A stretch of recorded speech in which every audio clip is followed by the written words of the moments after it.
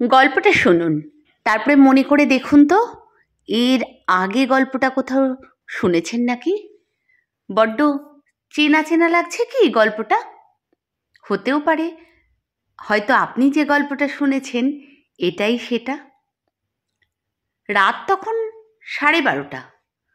ঘন ঘন হাতের ঘড়িটার দিকে দেখতে দেখতে খুব তাড়াতাড়ি পা চালিয়ে হেঁটে আসছিল পেশায় বার ড্যান্সার শালিনী। এক্ষুনি বাড়ি গিয়ে মেশোকে খেতে দিতে হবে। পঙ্গু মেশো, বাপ মা মরা মেয়েটার ওই মেশোই একমাত্র পরিবার। আজ বড্ড রাত হয়ে গেছে, তাই বড় রাস্তার মোড়ে এসে 7-5 না ভেবে পাশের অন্ধকার একটা শর্টকাট গলি ধরল। গলিটার ঠিক মুখেই তখন বসে স্মার্টফোন ঘাঁটছে কুশল। রাত 12টায় ইন্টারন্যাশনাল মেন্স ডে শুরু হয়েছে, তাই টপাক করে একটা পোস্টে লাভ রিয়াক্ট দিয়েই men's are the symbol of responsibility comment করে মুখটা তুলতেই চোখে পড়ল সামনে দিয়ে হেঁটে চলে যাওয়া মেয়েটার দিকে। আর দেখা মাত্রই সেই দিকেই চোখ আটকে গেল ওর। ছিপছিপে চেহারা, শর্ট স্কার্ট, স্ট্রেট চুল, স্লিভলেস টপ, টকটকে লাল লিপস্টিক। উফ! দেরি করল না কুশল আর এক মুহূর্ত। মেয়েটা ওকে ক্রস করে যেতেই ঝটপট উঠে দাঁড়িয়ে ফোনটা পকেটে ঢুকিয়ে হাঁটা দিল মেয়েটার পিছনে পিছনে। একটু তফাৎ রেখে হাঁটতে হাঁটতে অন্ধকারে চোখ শুয়ে আসতেই চোখ দিয়েই ভালো করে চেখে নিচ্ছিল মেয়েটার সুঢল চেহারাটা। ঠোঁট কামড়ে কামড়ে দেখছিল ওর তাড়াহুড়োয় এগিয়ে চলা চঞ্চল নিতম্বটা, লোমহীন মোলায়েম পাগুলো। এইভাবে যেতে যেতে মেয়েটা যখন গিয়ে পৌঁছালো ওই কালো নিকষ গলিটার একদম মাঝখানে, ঠিক তখনই মেয়েটার ব্যাগের থেকে হঠাৎ ওর ফোনটা বেজে ওঠে। সঙ্গে সঙ্গে ও দাঁড়িয়ে গিয়ে ব্যাগ থেকে ফোনটা বার করতে যায়। ব্যাস, এই সুযোগটা আর হাতছাড়া করেনি কুশল। শালিনী ফোনটা বের করে কানে দিয়ে শুধু বলেছে, হ্যালো মেশো। আর তক্ষুনি পিছন থেকে দৌড়ে এসে বাঘের মতো শালিনীর ওপর ঝাঁপিয়ে পড়ে ওকে গায়ের জোরে জাপটে ধরতেই হঠাৎ কোত্থেকে একটা আদলা ইট এসে ভীষণ জোরে আছড়ে পড়ল কুশলের মাথায়।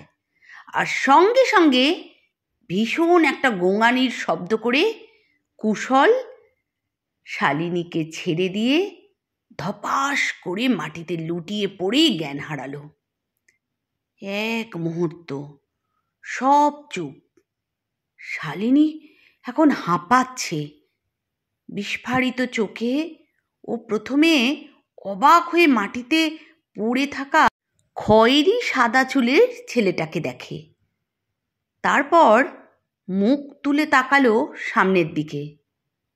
দেখল একটু দূরে অন্ধকার পাঁচিলের সামনে দাঁড়িয়ে আছে একটা ছেঁড়া জামা পরা উস্কো খুস্কো চুলের বদ্ধ পাগল। সে তখনও দাঁত মুখ খিচিয়ে মাটিতে পড়ে থাকা কুশলকে দেখছে আর রাগে ফুঁসছে। নোংরা কালো হাতটা তখনও থরথর করে কাঁপছে পাগলটার। অন্ধকার বলেই হয়তো কুশল দেখতে পায়নি যে একজন দূর থেকে ওর এই অসভ্যতামিটা লক্ষ্য করছিল। হাত থেকে ফোনটা পড়ে গিয়েছে শালিনীর। চোখ দুটো এখন বিস্ফারিত নেই, আর স্তিমিত হয়ে গেছে অল্প জলে। নিজের অজান্তেই কিভাবে যেন হাত দুটো জোর করে শালিনী নমস্কারের ভঙ্গিতে তুলে ধরেছে পাগলটার দিকে।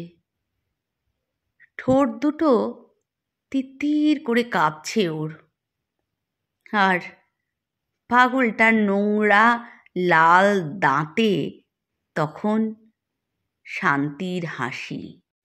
জলজলে দুই চোখে তখন দায়িত্ব পালনের দৃঢ়তা।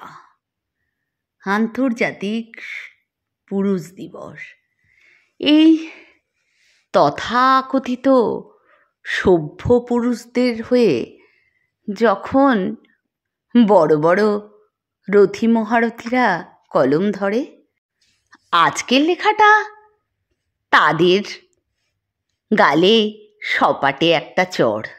না না, তাদের দোষ দিচ্ছি না, তারা হয়তো সেই ধরনের পুরুষদের সামনাসামনিই হয়নি কোনো দিন। পুরুষ সম্বন্ধে ভালো অভিজ্ঞতার চাইতে খারাপ অভিজ্ঞতাটা যে বড্ড বেশি, তাই গল্পটা ভীষণভাবে রিলেট করতে পারলাম। চ্যানেলটা ভালো লাগলে সাবস্ক্রাইব করো গো, বন্ধু হতে হবে না?